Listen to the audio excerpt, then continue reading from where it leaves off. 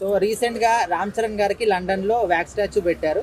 So దానికి Allu Arjun fans కావచ్చు కొంతమంది సోషల్ మీడియాలో ఎట్లా మాట్లాడుతున్నారంటే అల్లు అర్జున్కి ఆల్రెడీ సింగపూర్లో పెట్టారు కాబట్టి ప్రెస్టేజ్ కోసం మెగా ఫ్యామిలీ డబ్బులు ఇచ్చి మరి ఈ విధంగా పెట్టించుకున్నారు అంటున్నారు. సో మీ అభిప్రాయం అది? ఎందుకు మన ఇండియన్ కంట్రీకి ఉన్న హీరోలు అయ్యా వాళ్ళు. ఇప్పుడు మరి రామ్ చరణ్ గారికి డబ్బులు ఇచ్చి పెట్టారు అంటే మరి అల్లు అర్జున్ గారికి కూడా డబ్బులు ఇచ్చి పెట్టించినట్లేగా.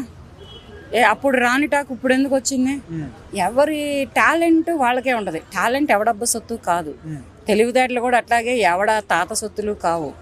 ఎవరి టాలెంట్ వాళ్ళకే ఉంటుంది. రామ్ చరణ్ ఫ్యాన్స్ రామ్ చరణ్కి పెడితే అల్లు అర్జున్ ఫ్యాన్స్ అల్లు అర్జున్కి పెడతారు. అంతేగాని దీనికి వాళ్ళెట్టా వీళ్ళెట్టా అని వీళ్ళు ఎందుకు కొట్టుకొని సావడం ఫ్యాన్స్ అంటే పనేమి లేక ఎక్కడ రేజ్ అయిందంటే ఇప్పుడు మన టాలీవుడ్ నుంచి 4 మెంబర్స్ కి బ్యాక్ స్టాచెస్ ఉన్నాయి మేడం. అవన్నీ కూడా సింగపూర్ లో ఉన్నాయి.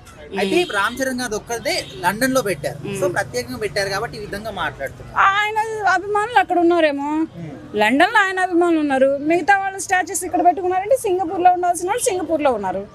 దానికి కూడా ఇంత ఇష్యూ ఏముంది అంటే ఎవరి అభిమాన హీరో స్టాచ్యూ వాళ్ళు పెట్టుకోవద్దా? పెట్టుకుంటారు, పెట్టుకోవడంలో తప్పేమీ లేదు. కానీ దీన్ని ఒక పెద్ద భూతద్దంలో పెట్టి ఆయన రామ్ చరణ్ అండ్ అల్లు అర్జున్ వీళ్ళ రిలేషన్ బాగానే ఉంది. వీళ్ళు బావమతులుగా అత్త కొడుకు మామ కొడుకుగా వీళ్ళు బాగానే ఉన్నారు. కానీ ఈ మధ్యలో ఈ ఫ్యాన్స్కి ఏమొచ్చింది, వీళ్ళు కొట్టుకొని సావడం తప్ప అదేదో పాకిస్తాన్ ఇండియా కొట్టుకొని వచ్చినట్టు అనవసరంగా దండం. ఇప్పుడు చాలా మంది కూడా ఏమంటున్నారంటే ఈ ఇష్యూని చూసి వీరు కొట్లాడుకోవాల్సింది ఈ హీరోల గురించి కాదు, అక్కడ బార్డర్ లో మన దేశం కోసం ప్రాణాలు వదులుతున్నారే మురళీ నాయక్ లాంటి వాళ్ళు. సో వాళ్ళ గురించి మాట్లాడండి. వాళ్ళ గురించి ఏదైనా సపోర్ట్ చేయండి, వాళ్ళ ఫ్యామిలీస్కి ఏదైనా హెల్ప్ చేయండి.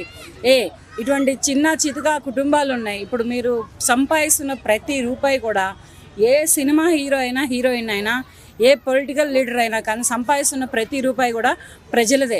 ప్రజల వంతు లేకుండా మీరెవ్వరు ఎక్కడ ఏమి సంపాదించలేరు. మీరు ఎంత కష్టపడండి, మీరు ఎంత శ్రమ పడండి, కెమెరాల ముందు ఎంత ఒళ్ళెరగ తీసుకోండి, ఎంత ఫైట్లు చేయండి, కానీ ఈ ఫైట్లు, ఈ డాన్సులు, ఈ యాక్షన్ మొత్తం ప్రజల సొమ్ము. వాళ్ళకి ఏదైనా సేవ చేయండి.